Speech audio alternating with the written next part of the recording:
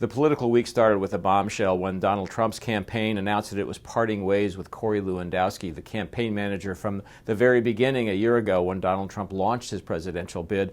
This move was probably a recognition by Mr. Trump that the last couple of weeks have not been particularly good ones for him, and a sign to worried supporters and donors that he wasn't going to let that slide any further. I think it's possible, though, at this point to get a little too carried away with any of the individual movements at this stage of the campaign. And in my Capital Journal column this week, I try to step back and say, take a deep breath and remember, 4 months plus to go before the general election is a long time.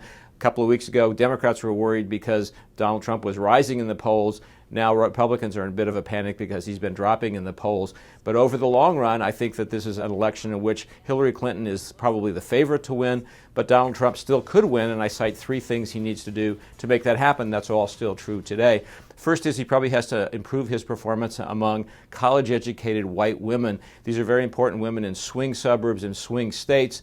Mitt Romney carried them barely, but carried them 4 years ago for the Republicans. Donald Trump is losing among them, even as he does extremely well among white voters without college educations. 2, I think Trump has to hope that some disenchanted Hillary Clinton supporters go someplace else, even if it's not to Donald Trump, to vote this fall, and that would be toward one of the third-party candidates who are going to be out there. One is Gary Johnson, the Libertarian candidate. Another is Jill Stein, who's the Green Party candidate. Early polling suggests that some people who are going to look for a third alternative may hurt Hillary Clinton a little bit more than they hurt Donald Trump. And number 3, I think the key for Donald Trump is to find the right combination of states to win. This is going to be a problem for any Republican because the Electoral College map tilts toward the Democrats overall. They have a bigger base right now than Republicans do just because of national demographics and voting trends. But there are scenarios in which Donald Trump can win. 2 key things to remember: that the scenarios tend to require winning some big battleground Rust Belt states that have been tough for Republicans in the past. And secondly, the whole Electoral College math gets a lot easier for Donald Trump if he wins the big sunshine state, Florida.